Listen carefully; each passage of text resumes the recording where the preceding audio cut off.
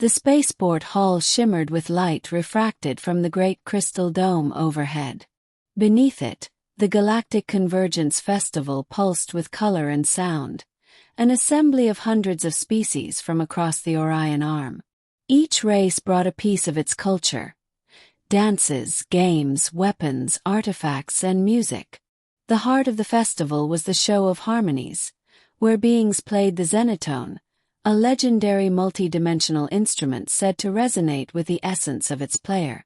For the Xyrants, whose bodies hummed naturally at musical frequencies, playing the Xenotone was a sacred proof of identity. For the Ilari, who weaved light into sound, it was a chance to display refinement. And for the towering Kravoks, it was a test of pride. Only the strongest could pull sound from its vast crystalline strings. Humans, however, had never played it before. Elias Rourke sat near the back of the gathering chamber, trying to keep his hands still. He was an exchange student from Earth, attending the festival as an observer. His heart thumped harder each time the Xenotone let out another ripple of impossible notes, tones that seemed to travel through bone and blood, bypassing ears altogether. He told himself he was only here to watch, to listen. Humans had no place competing. But fate rarely cared for place. The mockery. The Xyranth representative, a tall alien whose entire torso vibrated with resonance, finished a breathtaking performance. A cascade of chords shimmered across the chamber, drawing murmurs of approval. When silence fell, the Xyrantha's faceted eyes turned toward Elias. "Human," the alien intoned, his voice both spoken and sung at once. "Your kind has made much noise about its arts. But you sit silent here. Can you not play?" Dozens of alien gazes shifted toward him. Elias felt heat crawl up his neck. "I'm not trained," he said carefully. "The Xenotone. It isn't something humans know." A ripple of laughter swept across the chamber. The Kravoks warrior let out a booming chuckle. "Then what good are you at a festival of harmony? Earthlings sing crude war songs and clatter on primitive wood and string. Nothing compared to this." Another voice, lilting and cruel, joined in, an Ilari female who shimmered with refracted light. "Perhaps the human is afraid. Afraid his hands will break against the Xenotone's strings." The laughter swelled. Elias clenched his fists. He had grown used to skepticism about humanity, but the mocking tone pierced deeper than usual. He remembered nights on Earth, practicing piano until his fingertips ached. He remembered his mother's voice, saying, "Music is where your soul breathes." And suddenly the mocking was too much. "I'll try," Elias said, his voice low but steady. The chamber quieted.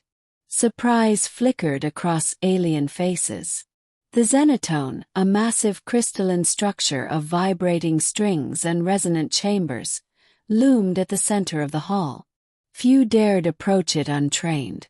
The Xyranth tilted his head. "Very well, human. Show us your noise." Touching the impossible, Elias walked toward the instrument, legs trembling.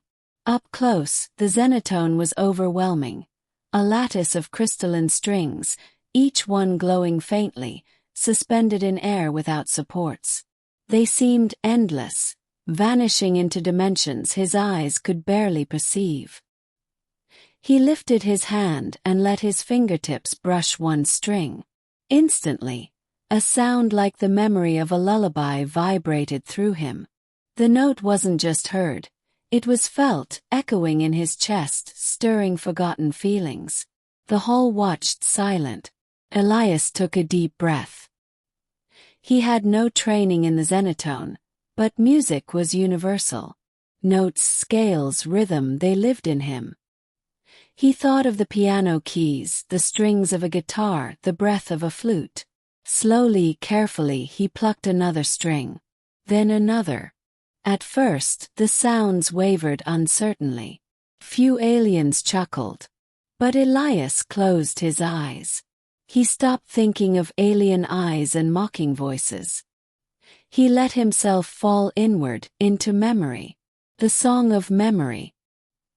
He began with a simple progression, echoing the first song he had ever learned as a child. The Xenotone responded, not as a piano but as something greater, deeper. Each note bloomed into a galaxy of overtones, shimmering across the chamber. The laughter died.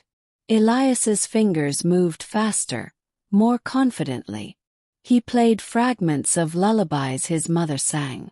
Melodies from Earth's history. Classical chords, jazz rhythms, folk tunes carried across centuries. Each one transformed into something vast and alien when voiced by the Xenotone. And yet the heart remained human. The chamber filled with echoes of sorrow and hope, grief and longing. Some notes rang with loneliness, the ache of a species gazing at the stars for centuries, wondering if it was alone. Others pulsed with resilience, the heartbeat of humanity refusing to fade despite wars, plagues and darkness. Elias poured everything into the music. His childhood dreams, his losses, his fragile hopes. The Xenotone magnified it until the air shimmered with raw emotion. Tears among the stars. The Xyranth who had mocked him now stood frozen, his body humming in sympathetic resonance. The Ilari's shimmering form flickered with tremors, as though on the verge of collapse. Even the mighty Kravox warrior sat unmoving, eyes wide and unblinking. When Elias reached the crescendo, the chamber itself seemed to vibrate. The crystal dome above refracted light into cascading auroras, painting the air with color. The Xenotone wove his human melodies into cosmic harmonies, sending them echoing into dimensions beyond hearing. And then silence. Elias's final note lingered in the marrow of every being present before fading into stillness. He opened his eyes, breathing hard, and realized the hall was utterly quiet. Then he saw it, tears. The Ilari's light body flickered with patterns of grief and beauty. The Xyrantha's entire torso pulsed in a mournful resonance. The Kravox warrior's massive hands trembled as if suppressing emotion. Aliens, creatures from 100 worlds, were weeping. The truth of music. No one spoke for long moments. Then the Xyranth, voice trembling, said, "Human, what was that? What language of sound did you summon?" Elias swallowed. "It wasn't language. Just music. From Earth. From my life. But it carried pain, longing, joy, all at once," the Ilari whispered. Her light shimmered like broken glass. "We thought your species crude. Yet you made the Xenotone sing truths none of us have voiced." The Kravox warrior stood, towering over Elias, but his tone was softer than before. "You carried your people's soul. We mocked you, and yet you moved us to tears."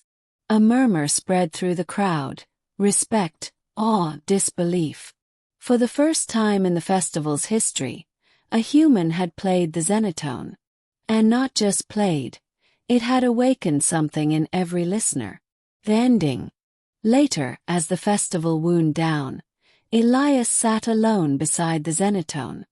His fingers still tingled from the vibrations. He didn't know if he had won anything, if competitions even mattered.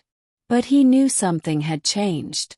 When the Xyranth approached again, his tone held none of the earlier mockery. "Elias Rourke," he said solemnly, "today you showed us that music is not mastery of strings or frequencies. It is the voice of the soul. And in this, humanity is no lesser than any of us." Elias managed a smile, exhaustion tugging at his features. "Music is just what makes us human. I only shared that."